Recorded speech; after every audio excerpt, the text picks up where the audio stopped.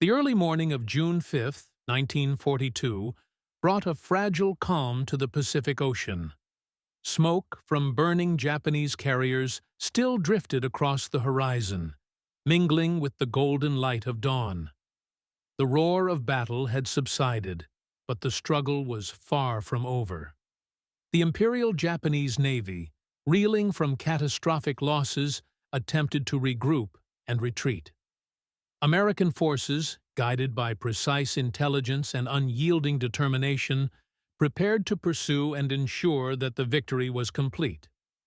Rear Admiral Isoroku Yamamoto, aboard his flagship Yamato, watched the damage reports with growing concern. 3 of his fleet's carriers, Akagi, Kaga, and Soryu, had been destroyed in a single morning. Hiryu, his last operational carrier, had fallen shortly thereafter. Hundreds of planes were lost. Thousands of trained pilots and crewmen were either dead or stranded at sea. The plan to capture Midway Atoll had failed, and the Japanese fleet's cohesion was shattered. "Withdraw!" Yamamoto ordered. His voice, calm yet heavy with gravity, carried across the bridge. "We must preserve what remains of our strength." The Americans have struck decisively. The retreat was a difficult and perilous operation. Ships were damaged, communications disrupted, and pilots scattered. Yet the Japanese fleet moved with discipline, attempting to maintain formation while avoiding further attacks. For the American commanders, this was an opportunity. The fleet had the chance to press the advantage and turn a tactical victory into a strategic triumph. Admiral Raymond Spruance, in command of the American carriers, ordered a cautious pursuit. He understood the stakes. Pushing too far could expose his carriers to counterattack, but letting the Japanese escape would allow them to rebuild and strike again. Carefully, he deployed scout planes to track the retreating ships while keeping his carriers in protective formation. From the USS Enterprise and Yorktown, pilots lifted off once more. The air was tense, each plane carried the weight of history, and every mission could decide the fate of thousands of men. Fighter planes escorted dive bombers, scanning the horizon for enemy aircraft and ships. Despite the retreat, Japanese pilots mounted sporadic counterattacks. Small groups of Zero fighters engaged American squadrons, seeking revenge for their comrades and attempting to delay the pursuit. These skirmishes were deadly. Pilots on both sides displayed extraordinary courage. Dogfights raged above the waves, bullets and tracer fire streaking across the sky, the roar of engines punctuating the tension below.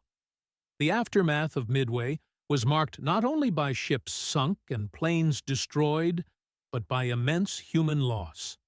Thousands of Japanese sailors and airmen had perished, many trapped in flaming decks or cast into the cold, open sea. Survivors clung to debris, desperately awaiting rescue from comrades or enemy forces.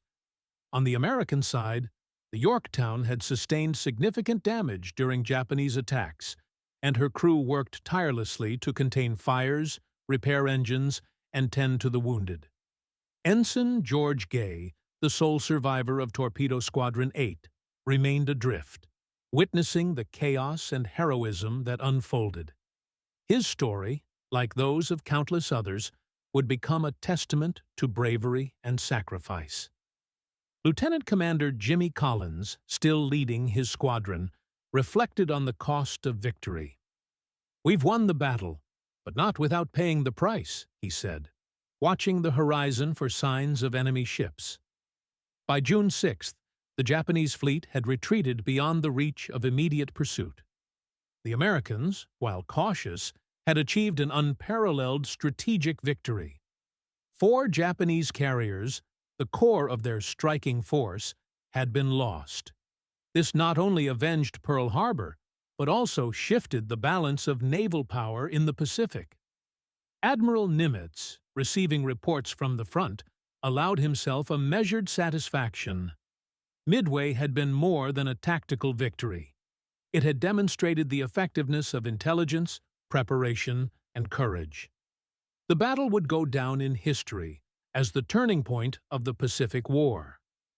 At Midway Atoll, Marines and sailors began surveying the damage and repairing facilities.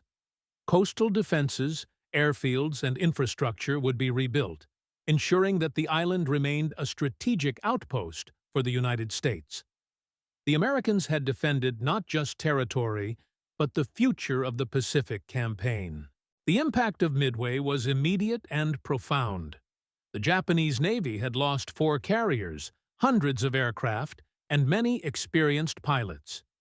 Replacing these losses would take months, providing the Americans with a crucial window to rebuild and prepare for further offensives. American carriers, while damaged, remained operational. The victory bolstered morale not only among the Navy, but across the nation. Citizens, hearing of the success, found renewed hope in the possibility of eventual victory in the Pacific. For the Japanese, Midway was a wake-up call. Their strategy of overwhelming superiority had been thwarted by intelligence, courage, and decisive action. The loss of veteran pilots and ships would weaken subsequent operations, ultimately shaping the outcome of the war. In the days following the battle, the stories of individual bravery continued to emerge.